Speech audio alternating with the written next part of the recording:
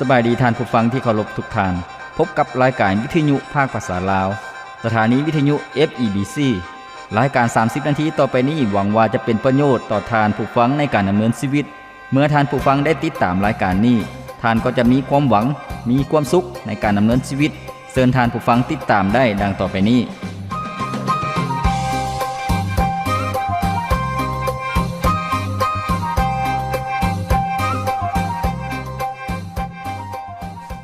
ความชอบธรรมเป็นทางไปสู่ชีวิตแต่ความชั่วร้ายเป็นทางไปสู่ความตายความชอบธรรมเป็นทางไปสู่ชีวิตแต่ความชั่วร้ายเป็นทางไปสู่ความตายสุภาษิตบทที่12ข้อที่28สุขสบายดีพ่อแม่พี่น้องท่านผู้ฟังที่เคารพรักทุกท่านพบกันอีกเช่นเคยกับรายการชีวิตนี้ยังมีความหวังข้าพเจ้าพรประเสริฐผู้ดำเนินรายการยินดีต้อนรับท่านผู้ฟังที่จะมาศึกษาเรียนรู้และรับพรจากหลักคำสอนในพระคิดธรรมคัมภีร์ซึ่งพระคิดธรรมคัมภีร์นั้นเป็นความจริงของพระเจ้าย้อนว่าเป็นถ้อยคำของพระองค์พระคิดธรรมคัมภีร์นั้นมีฤทธิ์เดชสามารถเปลี่ยนแปลงชีวิตของท่านผู้ฟังเมื่อท่านผู้ฟังนั้นเปิดใจเชื่อฟังถ้อยคำของพระเจ้าแล้วก็ประพฤติตามในชีวิตจริงชีวิตของท่านผู้ฟังก็จะเป็นชีวิตที่มีความปิติยินดีเป็นชีวิตที่มีพลังเป็นชีวิตที่มีความหวังใจเป็นชีวิตที่ได้รับพระพรจากพระเจ้าและเป็นพระพรให้กับคนอื่นๆฉะนั้นท่านผู้ฟังที่เคารพรายการของพวกเราเป็นรายการที่มีจุดประสงค์เป้าหมายให้กับพี่น้องประชาชนลาวบรรดาเผ่าได้รู้จักกับพระเจ้าองค์เที่ยงแท้และได้รู้จักจุดประสงค์เป้าหมายของพระเจ้าสำหรับชีวิตของพี่น้องท่านผู้ฟังทุกท่านในช่วงปัจจุบันนี้พวกเราได้เรียนรู้ในภาคส่วนคำสอนของพระเยซูเจ้าหรือว่าคำเทศนาของพระเยซูเจ้าอยู่เทิงภูเขาซึ่งเป็นเรื่องราวเหตุการณ์ที่พระคิดธรรมคัมภีร์ได้บันทึกไว้เป็นคำสอนของพระเยซูเจ้าอยู่ในพระคัมภีร์มัทธิวบทที่5ถึงบทที่7พระเยซูเจ้าทรงสอนบรรดาประชาชนและก็สาวกของพระองค์ให้เข้าใจถึงท่าทีการประพฤติหรือว่าความคิดของคนในอาณาจักรของพระเจ้าก็คือแผ่นดินสวรรค์นั่นเองว่าจะมีท่าทีที่ถูกต้องแนวใดและมื้อนี้เองพวกเราจะได้เรียนรู้ในหัวข้อที่บอกว่าความรักสำหรับศัตรูหัวข้อที่บอกว่าความรักสำหรับศัตรูปรากฏอยู่ในพระคัมภีร์มัทธิวบทที่5ข้อที่43ถึงข้อที่48ก็ได้มีเรื่องราวและเนื้อหาดังต่อไปนี้ว่าเจ้าทั้งหลายได้ยินคำที่กล่าวไว้ว่าจงรักเพื่อนบ้านและชังศัตรูแต่เฮาบอกเจ้าทั้งหลายว่าจงรักศัตรูของเจ้าและภาวนาอธิษฐานเพื่อผู้ข่มเหงเจ้าเพื่อว่าเจ้าทั้งหลายจะกลายเป็นบุตรแห่งพระบิดาเจ้าผู้ทรงสถิตในสวรรค์เพราะว่าพระองค์ทรงบันดาลให้แสงตะเว้นของพระองค์ส่องใส่ทั้งคนชั่วและคนดีเหมือนกันและฝนตกใส่ทั้งคนชอบธรรมและคนบ่ชอบธรรมถ้าเจ้าทั้งหลายหักคนที่หักพวกเจ้าแต่เท่านั้นพวกเจ้าจะได้รับบำเหน็จอย่างจากพระเจ้าแม้แต่คนเก็บภาษีก็ยังเฮ็ดอย่างนั้นบ่แม่นบ่ถ้าเจ้าคำนับพี่น้องของตนเท่านั้นพวกเจ้าจะได้เฮ็ดอย่างดีลื่นคนอื่นแดแม้แต่คนบ่เชื่อพระเจ้าก็เฮ็ดเช่นนั้นเหมือนกันด้วยเหตุนั้นเจ้าทั้งหลายต้องเป็นคนดีที่สุดเหมือนอย่างพระบิดาเจ้าผู้ทรงสถิตในสวรรค์เป็นผู้ดีที่สุดท่านฟังที่เคารพนี่ก็คือคำสอนของพระเยซูเจ้าเรื่องความรักสำหรับศัตรูในข้อที่43พระเยซูเจ้าทรงเริ่มต้นด้วยบอกว่าเจ้าทั้งหลายได้ยินคำที่กล่าวไว้ว่าความหมายก็คือคำสอนของคนยิวในพระคัมภีร์เดิมหรือว่าพระบัญญัติของพระเจ้าซึ่งคนยิวเอามาประยุกต์ใช้ในชีวิตเป็นคำสอนของเขาเจ้าที่สอนลูกหลานเป็นธรรมเนียมปฏิบัติก็คือว่าจงรักเพื่อนบ้านและเกลียดชังศัตรูสิ่งนี้หมายถึงอย่างท่านผู้ฟังคนยิวเขาก็จะมี12ชนเผ่าแต่ละชนเผ่าพวกเขาเจ้าถือว่าเป็นพี่น้องในเสื้อสายเดียวกันก็คือมีบรรพบุรุษผู้เดียวกันและนมัสการพระเจ้าองค์เดียวกันส่วนศัตรูของคนยิวส่วนหลายก็เป็นคนต่างชาติในความคิดของเขาเจ้าพวกเขาเจ้าถือว่าคนต่างชาตินั้นเป็นศัตรูคนที่มาโจมตีพวกเขาเจ้าเป็นศัตรูฉะนั้นจงชังศัตรูนี่แม่นความคิดหรือว่าธรรมเนียมปฏิบัติของคนยิวอันที่จริงแล้วคำที่บอกว่าจงหักเพื่อนบ้านและเกลียดชังศัตรูเป็นสิ่งที่พวกคณะฟาริสัยเอามาประยุกต์ใช้แล้วก็สั่งสอนประชาชนอิสราเอลในเวลานั้นแต่ว่าตามกฎระเบียบหรือว่ากฎบัญญัติของพระเจ้าที่ประทานให้กับชนชาติอิสราเอลนั้นเบื้องหลังของตอนนี้อยู่ในพระคัมภีร์ระเบียบพวกเลวีบทที่19ข้อ18ได้กล่าวไว้ว่าอย่าแก้แค้นหรือผู้พยาบาทกับผู้ใดผู้หนึ่ง แต่จงหักเพื่อนมนุษย์เหมือนดังหักตนเองเฮาแม่นองค์พระผู้เป็นเจ้านี่ก็คือเบื้องหลังพระคัมภีร์ข้อนี้แต่ว่าบรรดาพวกคนฟาริไซพวกเขาก็เอามาประยุกต์ใช้แล้วก็พวกเขาเจ้าก็เฮ็ดให้พระคำของพระเจ้าผิดไปพวกเขาบอกว่าจงหักเพื่อนบ้านและเกลียดชังศัตรูอันที่จริงแล้วพระเยซูเจ้าก็ได้สั่งสอนเกี่ยวกับเพื่อนบ้านแม่นไผซึ่งสำหรับคนอิสราเอลถือว่าเพื่อนบ้านนั้นแม่นญาติพี่น้องหรือว่าแม่นวงตระกูลของคนอิสราเอลที่เป็นเพื่อนบ้านของตนเองแต่พระเยซูเจ้าทรงสอนเรื่องคำอุปมาหรือว่าคำเปรียบเทียบเรื่องชาวซามาเรียใจดีซึ่งเป็นคนต่างชาติที่ซอยเหลือคนยิวที่ถูกทำให้ถูกโจรปุ้นแล้วก็คนยิวด้วยกันเองก็บ่ได้ซอยคนที่เคาะให้คนนั้นที่ถูกโจรปุ้นแต่ว่าคนซามาเรียที่ใจดีได้ซอยเหลือฉะนั้นเมื่อพระเยซูเจ้าทรงกล่าวเรื่องคำอุปมาเรื่องชาวซามาเรียใจดีจบพระเยซูเจ้าก็ถามว่าผู้ใดแม่นเพื่อนบ้านที่ดีผู้ฟังก็ตอบว่าแม่นชายซามาเรียคนนั้นนี่ก็คือคำสอนของพระเยซูเจ้าที่แตกต่างจากความคิดของคนยิวที่บอกว่าคนต่างชาติแม่นศัตรูแต่ในที่จริงแล้วคนต่างชาตินั้นก็แม่นเพื่อนบ้านเช่นเดียวกันท่านผู้ฟังเมื่อธรรมเนียมหรือว่าคำสอนของคนยิวบอกว่าจงหักเพื่อนบ้านและชังศัตรูพระเยซูเจ้าก็ได้เปิดเผยให้เห็นความจริงในจุดประสงค์ของพระเจ้าบอกว่าแต่เฮาบอกเจ้าทั้งหลายว่าจงหักศัตรูของเจ้าและภาวนาอธิษฐานเพื่อผู้ที่ข่มเหงเจ้านี่ก็คือถ้อยคำของพระเยซูเจ้าหรือว่ามุมมองของพระเยซูเจ้าก็คือว่าจงหักศัตรูพระองค์บ่ได้ให้พวกเขาเครียดแค้นเกลียดชังศัตรูหรือว่าคนที่ทำให้พวกเขา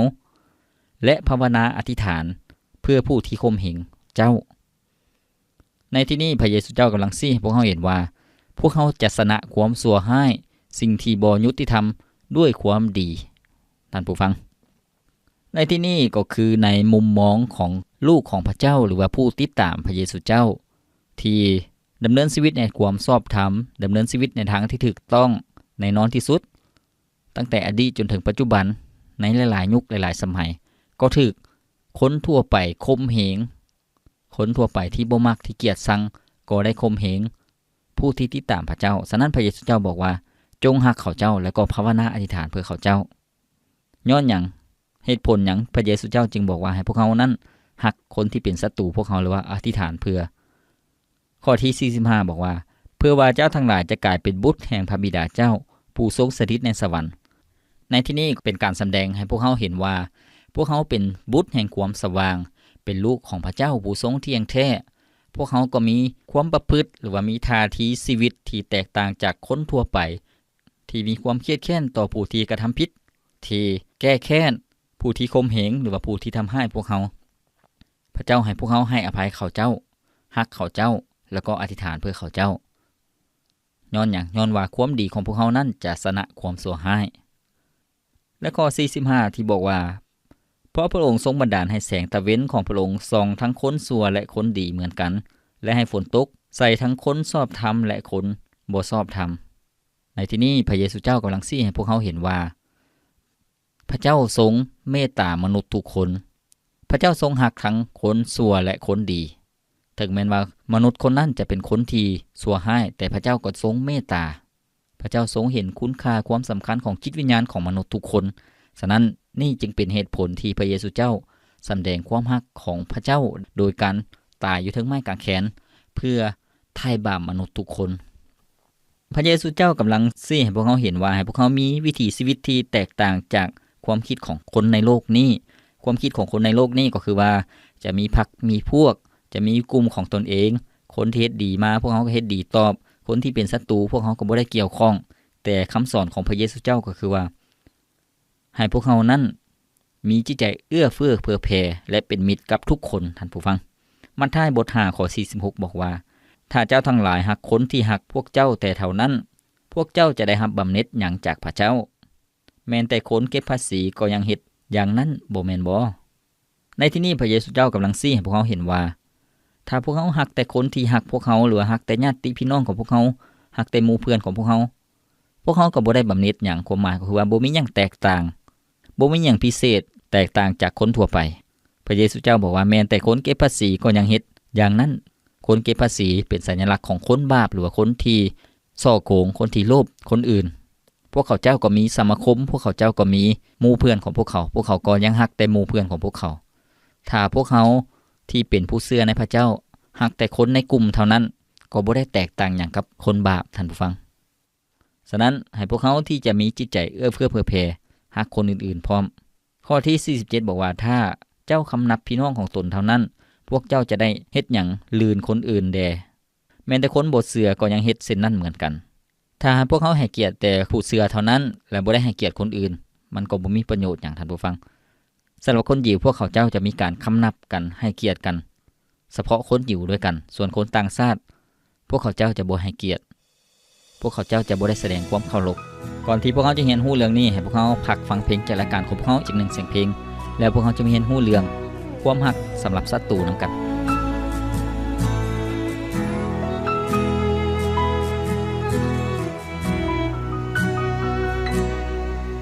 จากวันที่พระองค์ได้ทรงทนทรมานรับความบาปของข้าไปที่ไม่กางแค้นวันนี้ข้าจึงได้หูว่าชีวิตของข้านั้นมีความหมายความฮักของพระองค์เป็นฮักที่ยิ่งใหญ่พระองค์ยอมตายเพื่อไทยที่ไม่กางแค้นเปลี่ยนข้าให้มีชีวิตใหม่ให้ข้าพบชีวิตแท้ในพระองค์พระองค์ทรงพระชนพระองค์เป็นคืนมาแล้วและวันนี้ข้าจึงได้พบกับชีวิตที่อัศจรรย์เพราะว่าองค์พระเยซูพระองค์ทรงเป็นพระเจ้าของข้าทรงไสสนาความตายด้วยฤทธิ์อำนาจยิ่งใหญ่พระองค์ทรงคืนพระชนข้าจึงได้มีชีวิตใหม่พระองค์เป็นพระผู้ไทย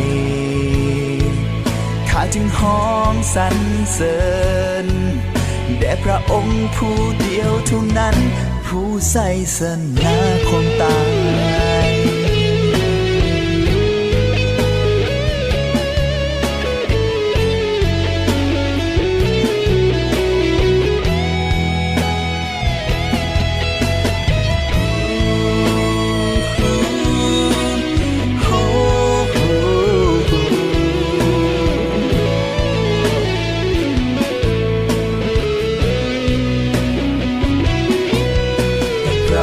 ทรงพระชนพระองค์เป็นคืนมาแล้วและวันนี้ข้าจึงได้พบกับชีวิตที่อัศจรรย์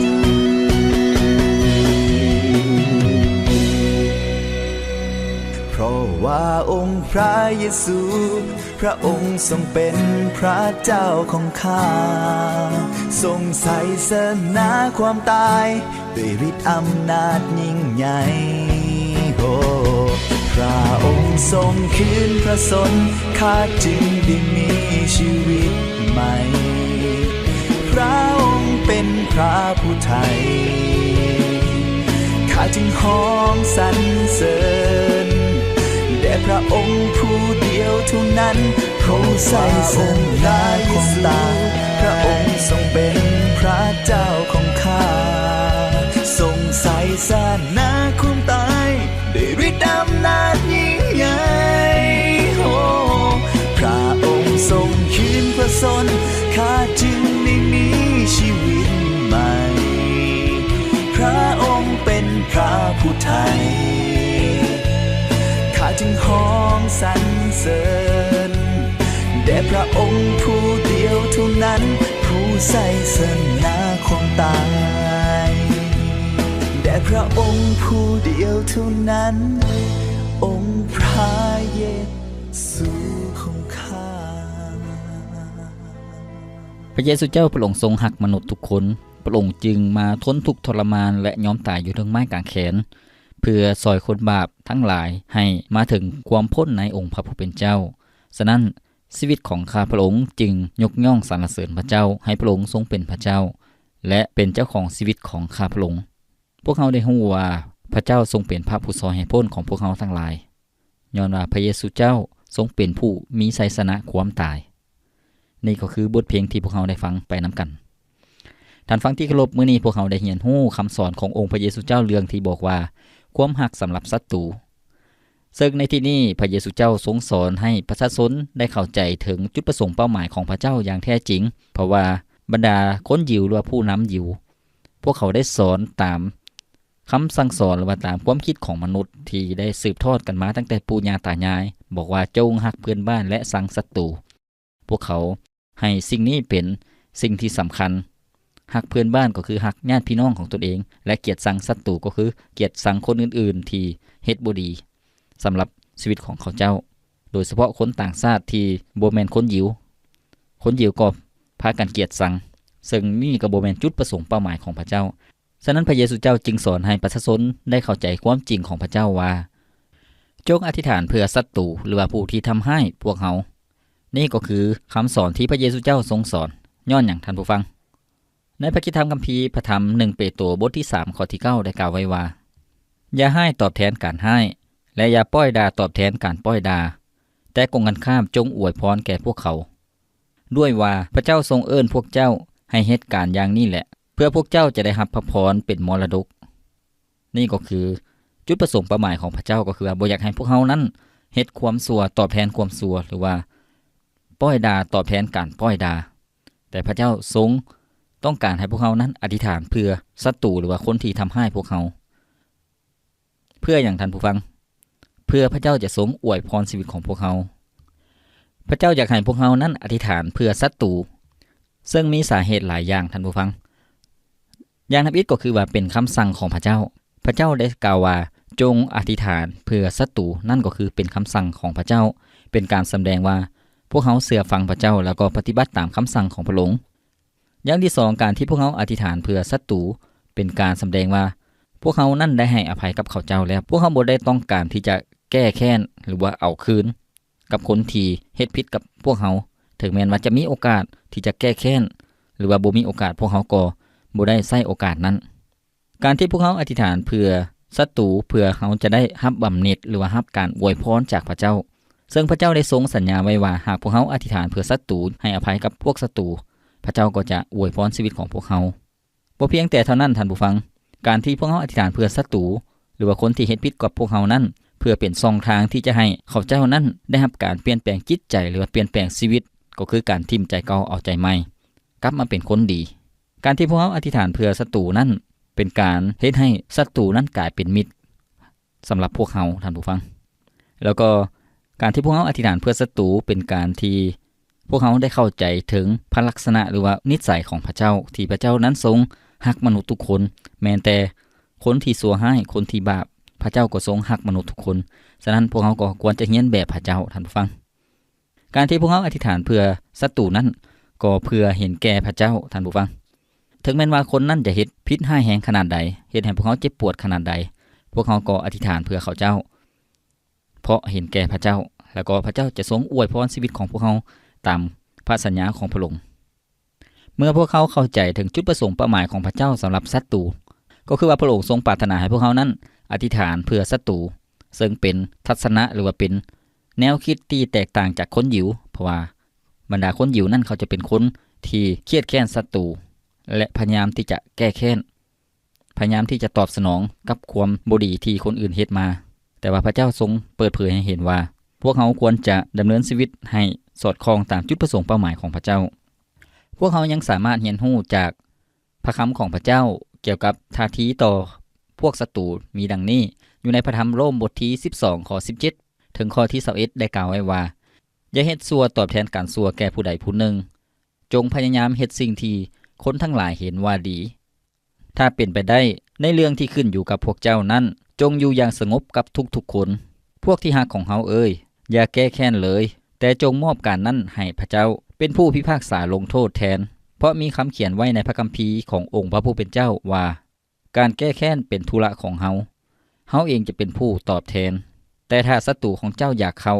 จงเอาให้เขากินถ้าเขาหิวน้ำจงเอาให้เขาดื่มเพราะการที่เจ้าเฮ็ดอย่างนั้น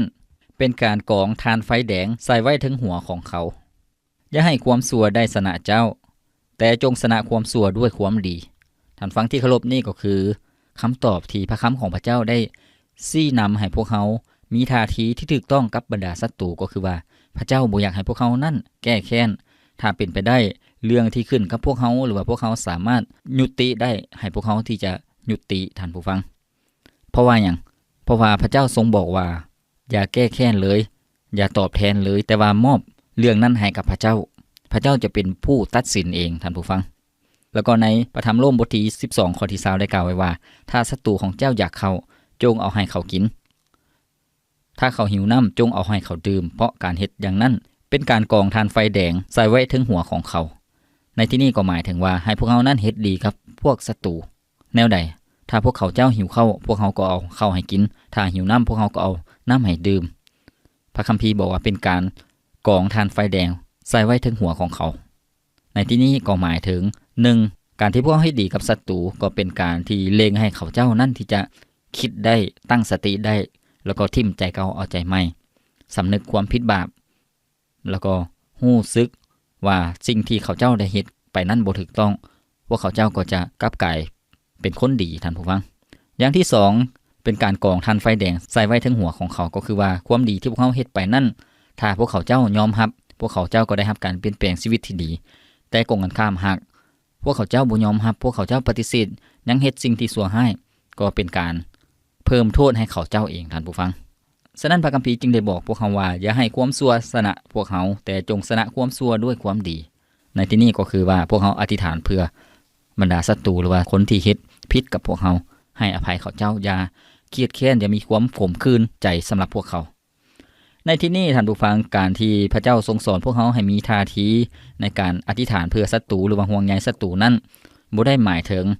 พวกเขาบ่ได้ใช้สติปัญญาในการดำเนินชีวิตหรือว่าเป็นคนที่ถูกกระทำเป็นคนที่ได้ถูกเอาเปรียบบ่แม่นแนวนั้นท่านฟังบ่แม่นว่าพวกเขานั้นบ่มีสิทธิ์ต่อสู้คนที่เฮ็ดผิดกับพวกเขาตัวอย่างทรัพย์สินเงินคำหรือว่าคนที่พวกเขาฮักถูกโจรกำลังปุ้นถูกโจรกำลังทำให้พวกเขาก็ต้องต่อสู้เช่นเดียวกันท่านผู้ฟังบ่ได้หมายความว่าพวกเขาจะบ่ได้เฮ็ดหยังเพื่อปกป้องทรัพย์สินหรือว่าคนที่พวกเขาฮักแต่พวกเขาก็ต้องมีการต่อสู้เพื่อป้องกันความเสียหายท่านผู้ฟังการยกโทษท่านผู้ฟังมีหลายระดับการที่พวกเขานั้นอธิษฐานเพื่อศัตรูก็คือว่าการที่พวกเขายกโทษคือพวกเขาบ่ได้เครียดแค้นแต่ฝากการแก้แค้นนั้นไว้ให้กับพระเจ้าก็คือว่าพระเจ้าจะเป็นผู้ตัดสินลงโทษในระดับที่2ก็คือว่าให้พวกเขาที่จะเฮ็ดดีกับเขาเจ้าหรือว่าอธิษฐานเพื่อเขาเจ้าขอพระเจ้าอวยพรชีวิตของคนเหล่านั้นที่เฮ็ดบ่ดีกับพวกเขานี่ก็คือระดับที่2แต่ว่าถ้าพวกเขามีความเจ็บปวดใจนักหนาสาหัสหรือว่าถูกกระทำอย่างหุนแฮงพวกเขาบ่สามารถจะไปเฮ็ดดีกับคนเหล่านั้นได้พวกเขาก็เพียงแต่มอบสิ่งเหล่านั้นไว้ในพระหัตถ์ของพระเจ้าให้พระเจ้าทรงจัดการกับสิ่งเหล่านี้เองบ่แม่นหน้าที่ของพวกเขาท่านผู้ฟังในที่นี้พระเจ้าได้ทรงเปิดเผยให้พวกเขาเห็นว่าพระองค์นั้นให้ฝนตกแดดออกกับคนทุกประเภทนี่ก็คือเป็นการแสดงถึงพระเจ้ามีความเมตตาสงสารต่อมนุษย์ทุกคนถึงแม้ว่าคนบาปบ่สมควรได้รับความเมตตาจากพระเจ้าแต่ว่าพระเจ้าก็ยังเมตตาเขาเจ้าฉะนั้นให้พวกเขาที่จะมีจิตใจเมตตาให้กับมนุษย์ทุกคนท่านผู้ฟังเหมือนกับชีวิตของพวกเขาเองที่เป็นคนบาปในเมื่อก่อนบ่ฮู้จักกับพระเจ้าแต่พระเจ้าก็ทรงเมตตาให้พวกเขาได้ฮู้จักกับพระองค์ได้คืนดีกับพระองค์การที่พวกเขาได้เป็นบุตรของพระเจ้าท่านผู้ฟังพวกเขาจึงอธิษฐานเพื่อคนชั่วร้ายหรือว่าคนที่เฮ็ดบ่ดีกับพวกเขาอธิษฐานเพื่อศัตรูของพวกเขาสิ่งนี้เป็นท่าทีที่แสดงว่าชีวิตของพวกเขานั้นเป็นเหมือนกับองค์พระเยซูเจ้าหรือว่าเป็นเหมือนกับพระเจ้านั่นเองที่พวกเขานั้นให้อภัยกับคนที่เฮ็ดความผิดบาปเมื่อพวกเขาเป็นลูกของพระเจ้าพวกเขาจึงอธิษฐานเพื่อคนบาปหรือว่าคนที่เฮ็ดให้พวกเขานั้นเจ็บแค้นแน่นใจฉะนั้นคำสอนของพระเยซูเจ้าให้พวกเขามีท่าทีต่อกับศัตรูก็คือว่าให้อธิษฐานเพื่อเขาเจ้าให้พวกเขาฮักศัตรูอย่าให้พวกเขาฮักเฉพาะคนที่พวกเขาฮู้จักหรือว่าฮักเฉพาะคนที่ฮักเขานั่นก็บ่ต่างหยังกับคนต่างชาติหรือว่าคนที่บ่ชอบธรรมพวกเขาเจ้าก็มีสมาคมพวกเขาเจ้าก็มีหมู่เพื่อนของพวกเขาเจ้าพวกเขาก็ฮักคนที่ฮักพวกเขาเจ้าฉะนั้นหากพวกเขาฮัก เฉพาะคนที่ฮักเฮาก็บ่ได้บำเหน็จหยังท่านผู้ฟังก็บ่ต่างหยังกับคนทั่วไปการที่พวกเฮามีความฮักต่อคนที่ฮักเฮาเท่านั้นก็เป็นความฮักที่มาตรฐานต่ำก็คือว่าบ่มีมาตรฐานสูงส่งเหมือนกับพระเยซูเจ้าย้อนหยังท่านผู้ฟังสมมุติว่าพวกเฮามีหมู่เพื่อนที่ฮักเฮาก็ฮักเขาเจ้าแต่ว่ามื้อใดมื้อหนึงหมู่เพื่อนเฮ็ดบ่ดีกับพวกเฮาหรือว่าบ่สัตย์ซื่อกับพวกเฮาก็บ่ฮักเขาเจ้าหรือว่าหมู่เพื่อนนั้นบ่ฮักพวกเฮาก็บ่ฮักเขาเจ้าอันนี้ก็แม่นความฮักที่มาตรฐานธรรมดาหรือว่ามาตรฐานต่ำกกันข้ามกับความฮักของพระเจ้าที่เป็นความฮักบ่มีเงื่อนไขถึงแม้ว่ามนุษย์จะเฮ็ดบาปเฮ็ดผิดต่อกับพระเจ้าก็ยังทรงฮักท่านผู้ฟังเหมือนกับความฮักที่แม่ที่มีต่อลูกคนนั้นบ่ว่าจะเป็นตายให้ดีแนวใดบ่ว่าจะเป็นคนบ่เชื่อฟังเป็นคนที่ขี้ดื้อปานใดแต่ความฮักของผู้เป็นแม่ก็ยังฮักลูกท่านผู้ฟังถึงว่าลูกจะเฮ็ดสิ่งบ่ดีลูกถูกจับถูกติดคุกแม่ก็ยังเอาเข้าไปส่งก็ยังไปเยี่ยมยามนั่นก็คือความฮักของแม่ที่มีกับลูกบ่มีการเปลี่ยนแปลงในพระคำมัทธิบทที่5ข้อที่47บอกว่าถ้าเจ้าคำนับพี่น้องของตนเท่านั้นพวกเจ้าจะได้เฮ็ดหยังดีลื่นคนอื่นแดแม้แต่คนที่บ่เชื่อพระเจ้าก็เฮ็ดเช่นนั้นคือกันความหมายในที่นี้ก็คือว่าคนหยิวเขาเจ้ามีความจำกัดก็คือว่าคำนับหรือว่าทักทายเฉพาะคนที่พวกเขารู้จักเท่านั้น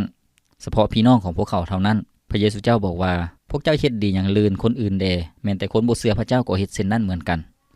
ในที่นี้ก็คือว่าการคำนับพี่น้องหมายถึงการทักทายการถามสุขทุกข์ว่าเป็นจังใดมาจังใดมีความห่วงใยมีความฮักมีความคิดถึงเขาเจ้าห่วงใยเขาเจ้านั่นก็คือการคำนับหรือว่าการทักทายท่านผู้ฟังเช่นเดียวกันพระเจ้าก็ปรารถนาให้พวกเขานั้นมีความห่วงใยคนอื่นถามทุกข์สุขคนอื่นด้วยความจริงใจท่านผู้ฟังฉะนั้นในข้อที่48บอกว่าด้วยเหตุนั้นเจ้าทั้งหลายต้องเป็นคนดีที่สุดเหมือนดังพระบิดาของเจ้าผู้สถิตอยู่ในสวรรค์เป็นผู้ดีที่สุดในข้อนี้ก็คล้ายคือกับอยู่ในพระธรรมลูกาบทที่6ข้อที่36ได้บอกไว้ว่าเจ้าทั้งหลายจงมีความเมตตาปานนี้เหมือนอย่างพระบิดาเจ้าของพวกเจ้าผู้มีความเมตตาปานนี้ในที่นี้หมายถึงพระเจ้าปรารถนาให้พวกเขานั้น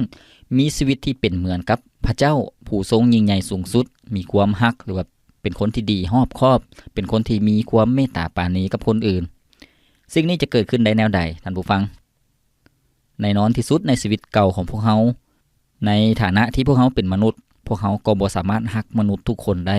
บ่สามารถฮักคนอื่นได้บ่สามารถที่จะเป็นคนที่ดีรอบคอบหรือว่าเป็นคนที่ดีครบถ้วนสมบูรณ์ได้เพราะว่าพวกเขามีความจำกัดแต่ว่าหากพวกเขาเชื่อวางใจในพระเยซูเจ้า